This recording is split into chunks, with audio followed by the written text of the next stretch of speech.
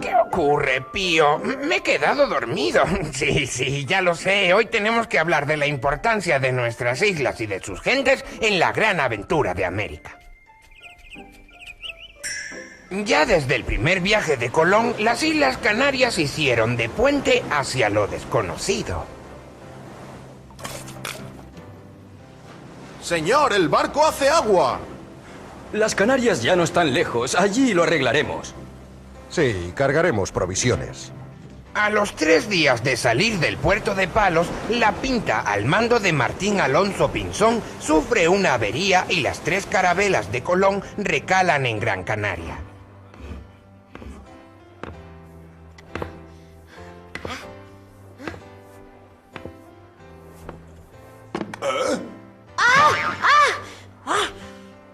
Los canarios trabajamos noche y día en la reparación de la nave.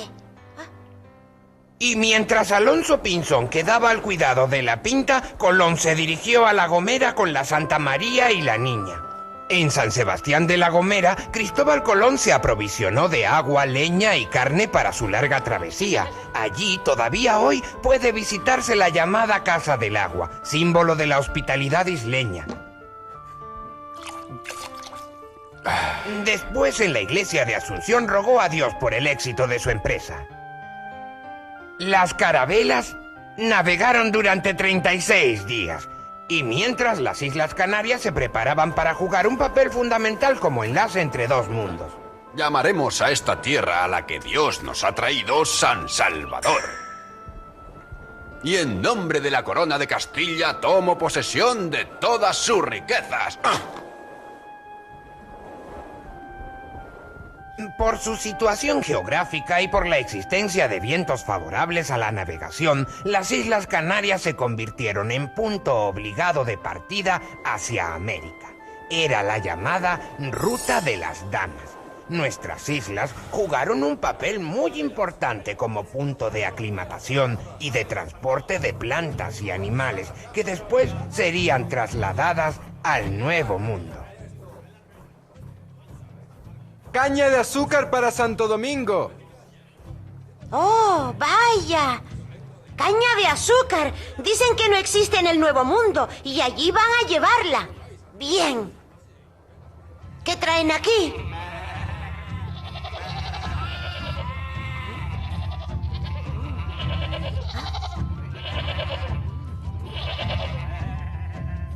¿También van a meter esto en el barco? En América no hay cabras ni cerdos. Los llevamos allí para ver si logran aclimatarse. Y hasta nuestros camellos se los llevan a los Andes. ¡Ay! ¡Mejor que se los lleven! ¡Venga! ¡Venga! ¡Venga! ¡Un poco más! ¡Ya casi está! ¿Qué llevan estas carretas? Caña de azúcar para ser cultivada en el Caribe y vides para que nuestros soldados beban vino. Todas estas plantas y animales prosperaron en el Nuevo Mundo, excepto los camellos, que no sobrevivieron a los rigores del clima andino. Muchos canarios cruzaron el Atlántico. Para participar en la conquista eran famosos por su espíritu de lucha. Nuestros hombres no solo fueron a América como soldados, también participaron activamente en la colonización de las nuevas tierras.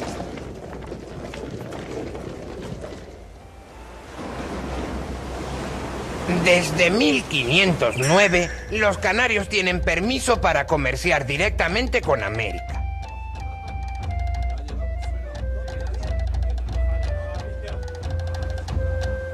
Chacho, cada vez somos más los canarios que nos embarcamos hacia el Nuevo Mundo.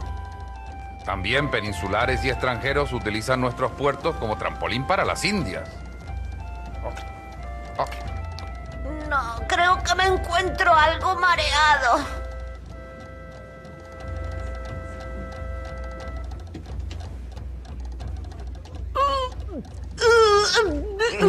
El número de emigrantes aumentó, sobre todo a partir de 1678, como consecuencia de una cédula real de la corona que obligaba a enviar por cada 1000 toneladas de mercancía 50 familias canarias a los territorios menos poblados.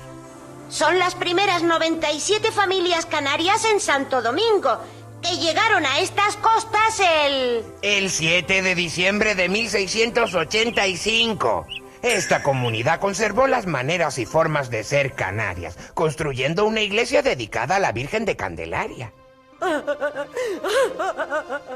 ¡Qué desgracia venir desde tan lejos para enfermar de viruela!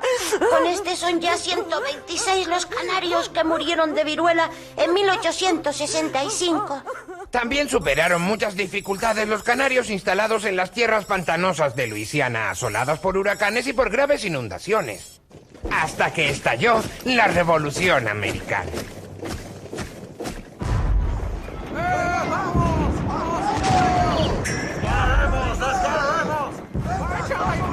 Los canarios no queremos desperdiciar esta oportunidad de luchar por la libertad y la independencia de los Estados Unidos.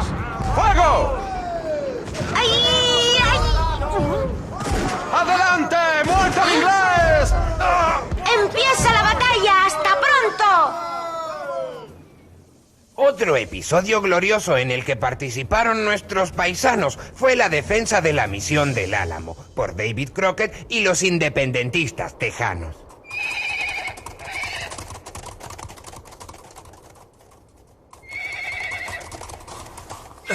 Defenderemos el Álamo contra las tropas del general Santa Anna hasta la muerte. ¡Viva Texas! Vamos. Estamos en San Antonio de Texas, una ciudad que fundamos los canarios en 1731. Ahora se trata de defenderla del general Santa Anna y su ejército mexicano. La improvisada fortaleza resistió durante días el asedio de las tropas mexicanas. ¡Contened ese flanco! El Álamo fue finalmente vencido en 1836, pero David Crockett y sus hombres habían logrado ganar un tiempo precioso para las tropas independentistas. Estas piedras de molino de gofio que presiden la iglesia del Álamo fueron trasladadas desde Canarias como símbolo de nuestra contribución. Sí, los canarios participamos en muchos gloriosos episodios de América, como en Cuba, la perla de las Antillas, en donde potenciamos el primer gran cultivo cubano, el tabaco. Fue tanta nuestra aportación que a los cultivadores de tabaco se les llamaba a menudo canarios.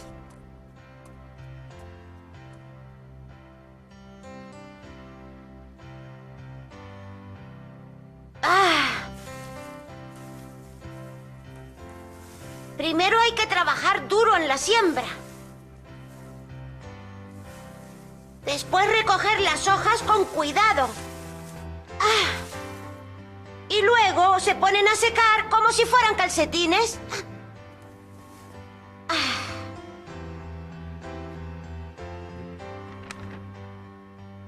A partir de la fecha de este decreto real, los vegueros quedan obligados a vender todas sus cosechas de tabaco al Estado, al precio fijado por la corona, que garantiza así el monopolio.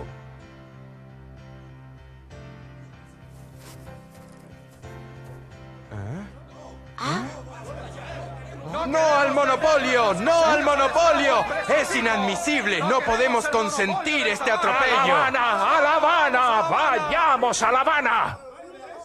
¡Depongamos al gobernador! ¡Depongamos al gobernador! ¡Depongamos al gobernador! 3 veces se rebelaron los vegueros contra el monopolio del Estado. La última en 1723. La represión fue muy dura. 8 vegueros murieron a consecuencia de las heridas. Y otros 11 fueron ahorcados en los caminos. Sí, Pío, ese fue un episodio muy triste y no fue el único.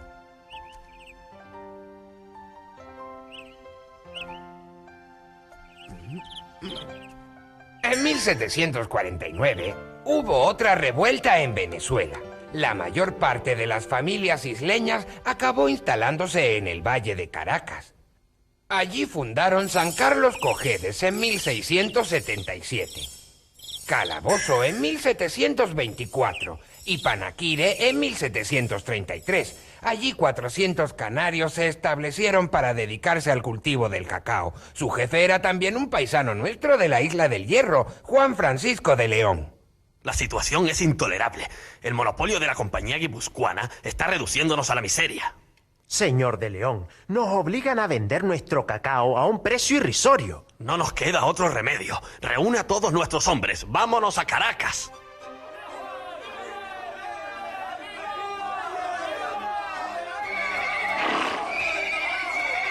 ¡A la carga! ¡Los soldados! ¡Vienen los soldados! Detenido, Juan Francisco de León fue conducido a presencia del gobernador Ricardos. Señor, hemos apresado al cabecilla de la rebelión. Vuestra tentativa, señor de León, ha fracasado. Seréis deportado a España a responder de vuestra traición ante la corona. Y la compañía guipuzcoana seguirá funcionando mientras el rey no diga lo contrario.